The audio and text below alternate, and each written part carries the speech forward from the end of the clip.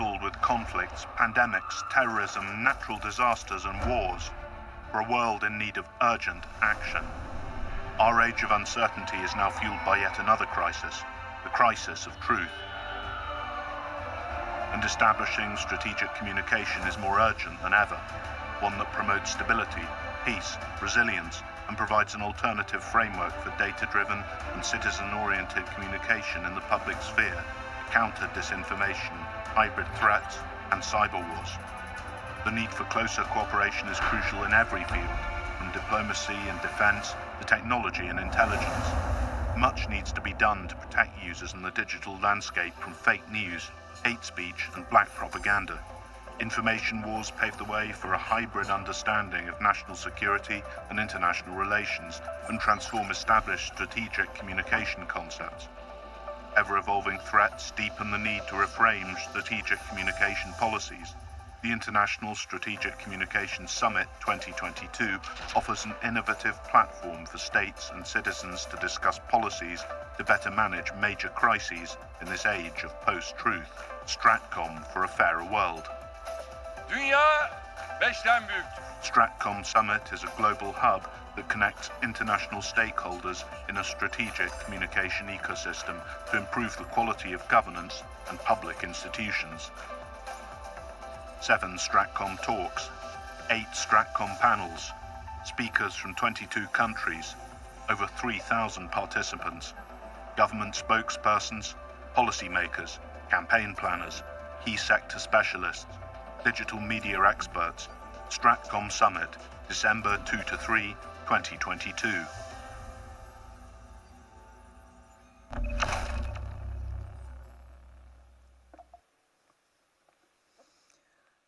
Welcome back, everybody. Hope you had a chance to stretch your legs and get recaffeinated. I now have the pleasure of introducing our next speaker to talk about why open source intelligence is so popular right now. Now, if you're not familiar with open source intelligence, broadly, it's basically everything. It's media, it's public government data, it's the internet and all of its social media platforms as well. And a lot of it is used in national security as well as commercial sectors. There's a lot to it, and hopefully our next speaker will be able to explain it in a little more detail so that we can better understand what OSINT, as it's called, really is. So let me introduce now OSINT analyst, Oliver Alexander.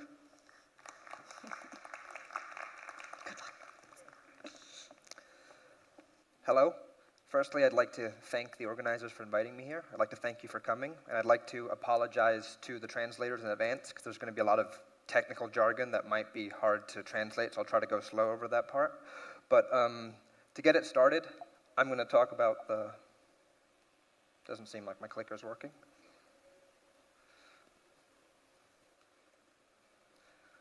I'm going to talk about open source intelligence and what it is, and the rise in popularity, and possibly some pitfalls that we're going to be moving into in the future with the way that information and disinformation is advancing. To start off with, I'm going to be talking about, explain to you what open source intelligence is. It is, in fact, the use of open source data. Is it starting? No? It is the use of open sources for intelligence gathering. It's used in national security, it's used in companies, it's use of any publicly available information to create intelligence. And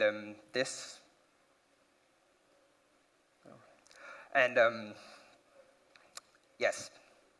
Are we fixing it? No? Okay. And I lost my train of thought because this isn't working. Anyway, about me, I work with this in my free time. It's a hobby for me. It's slowly becoming a profession. There's not a lot of people that work with open source intelligence professionally because it is a small... Oh, here we go. Or at least, there we go. Now we can start. I'm going to be talking about the rising popularity of open source intelligence. And what is open source intelligence? It is a mixture of amateurs and professionals that work with these open sources to create intelligence and try to find the truth in a way. And it's the mixture of both amateurs who work in their free time and do a bunch of this work as a passion project, and then a bunch of professional organizations that work with this in the search of war crimes, solving them, and also just intelligence generally. There's a large group of communities in this sector, both open communities full of thousands of people that work together to try to solve these things and come to the truth in events that happen, and there's also close-knit, tighter, smaller communities of people that work in this field that work together to try to, come to the conclusion and find the truth. There are also a bunch of organizations that work in this space. You might have heard of Bellingcat, which is a very well-known media organization that works a lot with open source intelligence. They have large investigations. They're probably one of the main organizations that brought open source intelligence to the mainstream with their investigation of the MH17 shoot down over Ukraine several years ago. That was also used in the trial, and because they identified who was behind it, they identified the specific vehicle used, they identified the people that gave the orders through the use of open source intelligence, using images, using satellite photo, using conversations, and then just general data that's available to anyone without security clearance. And the benefit of this is that you get a ton of people all around the world that have this exceptional niche knowledge of just one tiny little subject that they're probably not popular on Twitter. Some of the best OSource people I know, or OSINT people I know, they have maybe 100, 200 followers on Twitter, but they just know their subject matter so detailed. They'll tell you about the Russian Black Sea Fleet. They'll tell you this ship has a scratch underneath the right window from an exercise in 2013, so they can identify it from 2 pixels because, and then also the open nature of open source intelligence means that you're allowed to, you can cross-check information, you can verify other people's work, where in traditional intelligence work, it's classified or top secret, so you can't, they'll just tell you this is happening. There's no way of really collaborating or corroborating this evidence, whereas in open source, due to the open nature of the data and unclassified nature, it's possible to go and check people's work, corroborate, and then make sure that it actually is true. And some of the methods used in open source analysis are verification. Specifically, when you take videos and stuff off the internet, you want to verify that it's real. There's a lot of instances of video game footage being portrayed as footage from war zones. Additionally, there's identification. When you start seeing, during the build-up to this war, you started seeing freight trains full of Russian equipment being moved to the front. Here, it's important to verify or identify what kind of vehicles they are. From this, you could identify where were they coming from, where are they going to, what kind of division were they a part of? Was this a standard move for an exercise, or was this part of something bigger? Then there's the use of satellite imagery, which is becoming increasingly popular, where there's both free satellite image available through Sentinel, which is a public service that you can use, where you can see relatively low-res imagery, but you can use it to see larger changes on the battlefield, for example, or larger changes in build-ups in areas.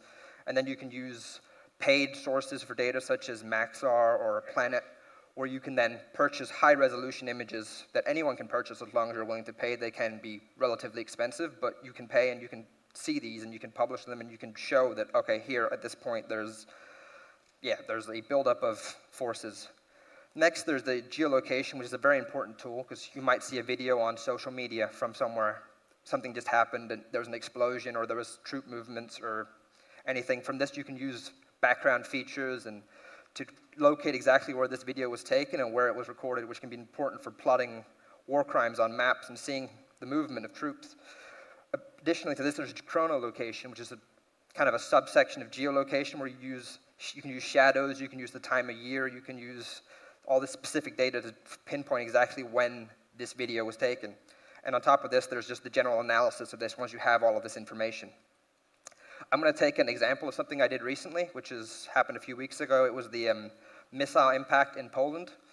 Initially, it was reported by AP from what they said was an unconfirmed intelligence source, that it was 2 Russian missiles, which they then spread out, and it went everywhere, all over the internet, that it was 2 Russian missiles that hit a NATO country, and the news all over the world panicked.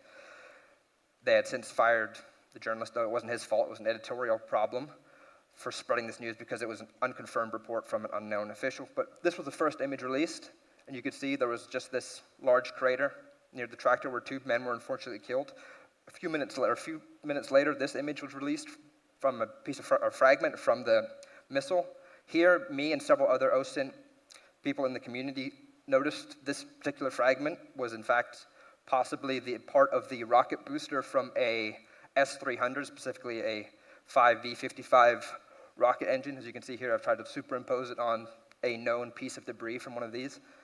From this first initial thing, there was a bit of doubt in this official or this unofficial narrative that came out that it was a Russian missile, and there was a chance that it was in fact a Ukrainian air defense missile that had gone off target trying to intercept a Russian cruise missile and then impacted in Poland. So this was, and then afterwards, the day after, this image came out, and from here there were these two pieces of debris that I noticed, and then I have thousands of reference photos from previous attacks, and there was these reference photos that show debris from known S-300 missiles. As you can see, there are matching pieces of debris. So from this, you can confirm that there was in fact an S-300 missile that hit this site.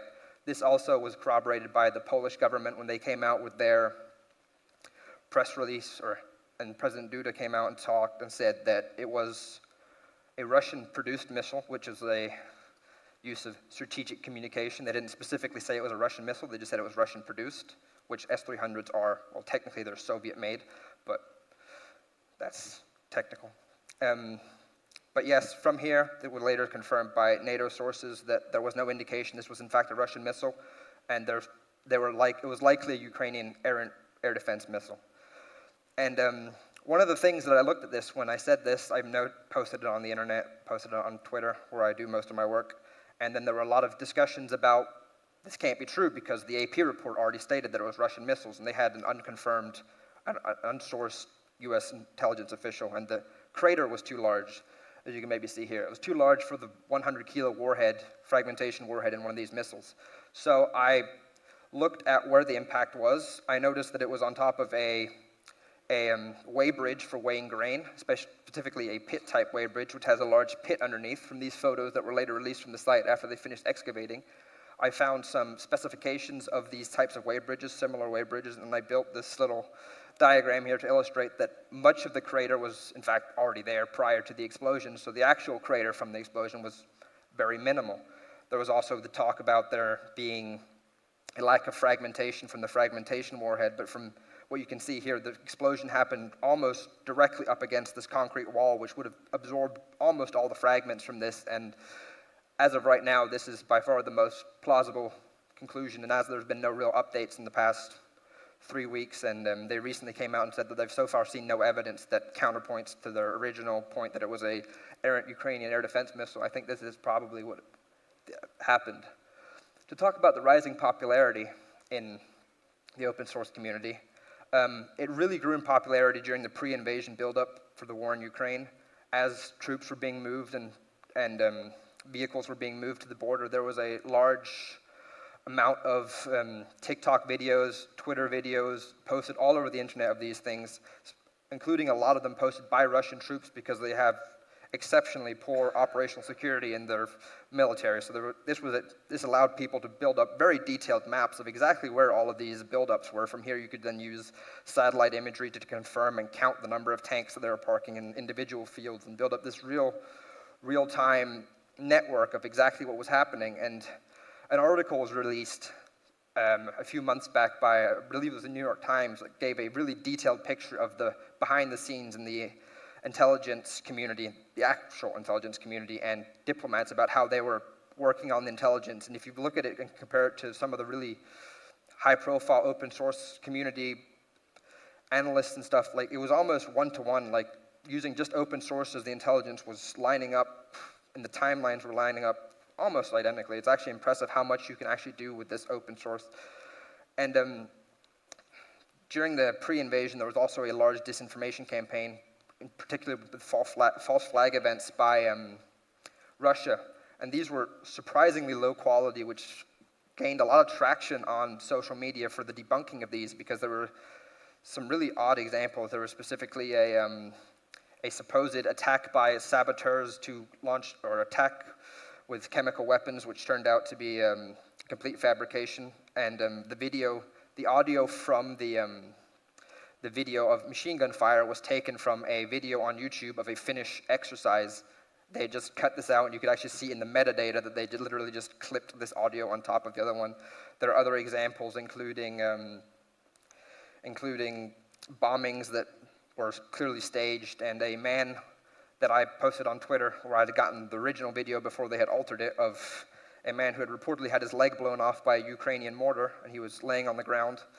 And but you could see that he actually already had a prosthetic leg, and they had just simply taken the leg off, and you could see the, yeah, you could see that he already had lost his leg, and later they released a version where they had censored the leg, so they tried to get away with it.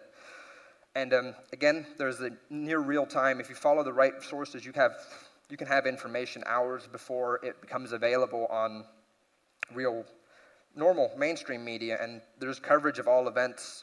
Not everyone will follow every event, but there are people tracking every corner of their globe. There are people tracking conflicts in Africa, in Asia, in the Middle East, in South America, all over the place. There are people who do this in their free time or professionally that spend a lot of time analyzing all of this data. Now we come to the downsides of OSINT, because there are several. One of the main downsides is the explosive growth in the community and popularity over the past year. I'd say probably the community's 10 doubled in size over the last year. And this has created a large amount of people creating OSINT accounts and creating subpar analysis. They're mostly just retweeting videos. Maybe they don't have any subject matter expertise. They don't know how to really analyze things, and they're just putting noise out there. And it makes it harder for people to actually find out the truth.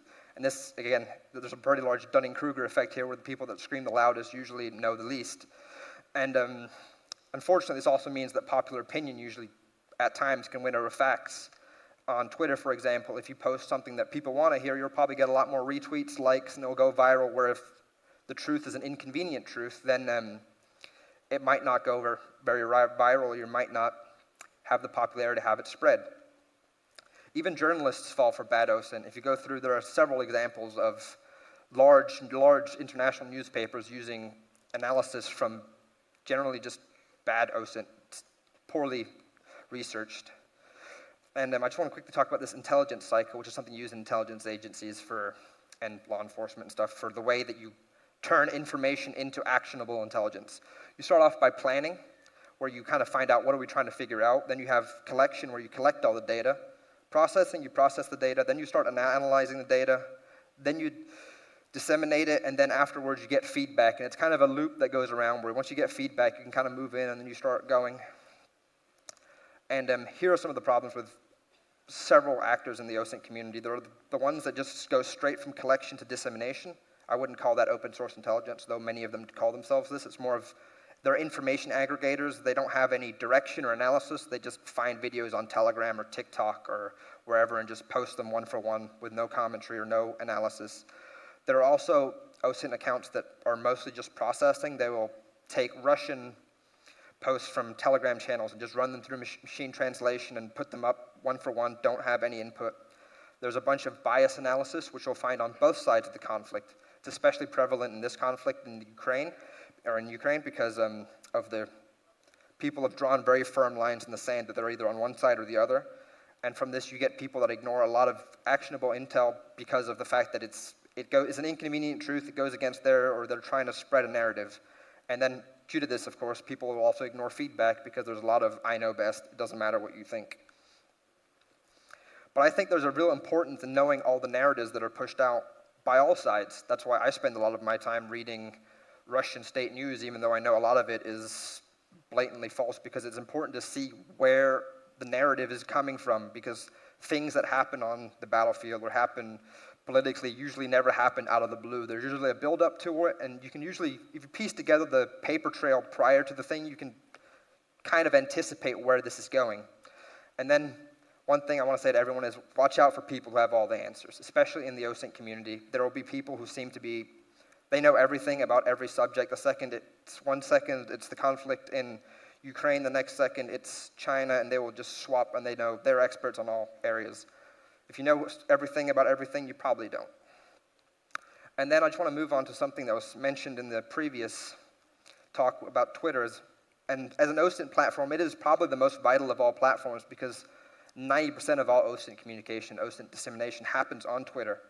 And I have been extremely vocal of my criticism of the takeover by Elon Musk of Twitter, but this comes from someone who's also very critical of the previous admin, because many OSINT accounts had their accounts locked by botnets just prior to the invasion, and there was no explanation given. There was no real recourse to stop unlocking these accounts earlier without actually, and they came up with an excuse where they said that this didn't, or they just said that nothing happens without manual review, even though 20 accounts were locked on the same second and not given a reason. So that was just flat out a lie. But with the new one, there's an air of unpredictability, which makes all of this hard, because while Twitter before was a platform with problems, it was a platform with predictable problems and stability in those problems. You knew where it was. Nowadays, you don't know. Firstly, for example, the blue tick, if you use Twitter, you might be aware, many of you probably have one, where you're verified on Twitter, which means that you are who you say you are. Elon decided that doesn't matter anymore. Everyone who pays $8 can now get a blue tick, which means that's useless. It doesn't mean anything anymore, which is fine, but the problem is that people have been spending years and years getting used to and getting accustomed to the fact that if they see a blue tick, it means this information is important, and that's going to lead to a ton of problems in the short term where people haven't really recoded their brain for the fact that blue ticks don't mean anything. Secondly, there's the system of he wants to hide people that aren't paying. He wants to promote people that are verified by paying these $8 and hide. This is going to allow a lot of smaller accounts that don't pay these $8 to get hidden by the algorithms. And a lot of open source intelligence starts by a small account in Gaza, for example, or Ukraine, or posting a picture of something that happened just outside their window. They might have 2 followers, but someone finds it and it gets shared. But this won't happen because these people won't be paying $8 to get verified when they only have 2 followers. And as it's the largest platform, if it dies, it will be a massive loss in the ability to share information, because it has become a public platform in some sense that is important to global discourse all around the world. And finally, the monetization aspect. As someone who, on my best months, had over 50 million impressions, you'd think I'd be for monetization of Twitter, but I'm not. I'm against it because it incentivizes popular stories over the truth. It incentivizes people to post stuff where they have unconfirmed reports of conflicts in the DMZ in Korea or something that will get viral just for the sake of monetization. And finally, there's a change in the OSINT community recently, which I've noticed. I haven't really seen anyone really talk about it, but there's this kind of shift in open source to more of private, maybe independent intelligence agencies people are becoming, because as people get more popular, get better at OSINT, create a following, they create a network of sources, and they create their own sources, and they start moving away from only having open source intelligence information to having access to what's called HUMINT, which is human intelligence. They might have their own sources in a town in Ukraine or a town in Russia that they can't share for obvious reasons. The buying of satellite imagery puts you over to image intelligence, and it starts kind of becoming this gray zone of where the whole idea was this democratization of intelligence where you can share and cross-reference things, but slowly it becomes this point where you can no longer share it because you have your own private source, and for good reasons you can't give this person up to everyone else on the internet, and you can't do this. So it's transforming, and it's transforming fast, and I'm not quite sure where it's going. And that is all I have for you today. Thank you. Oliver, thank you very much. Super interesting. I mean, it's whether you're an individual or sort of a media organization that has a global presence, open source intelligence is extremely important. I really liked the example that you gave in terms of the incident that happened in eastern Poland. I remember, because I work for a news organization, I follow other news organizations, and perhaps other Western news organizations were calling, are we on the verge of World War III, Article 4, Article 5 being invoked of NATO's charter. So all this stuff is really important in terms of delivering accurate information if you're in the business of disseminating news. Thank you very much. Appreciate it. Thank you. Thank you. We're going to move on to our next panel discussion and hand over the floor to my colleague from TRT World, Kubra Akkoç, will be talking about using strategic communication not only in terms of resolving conflict, but also looking into its power as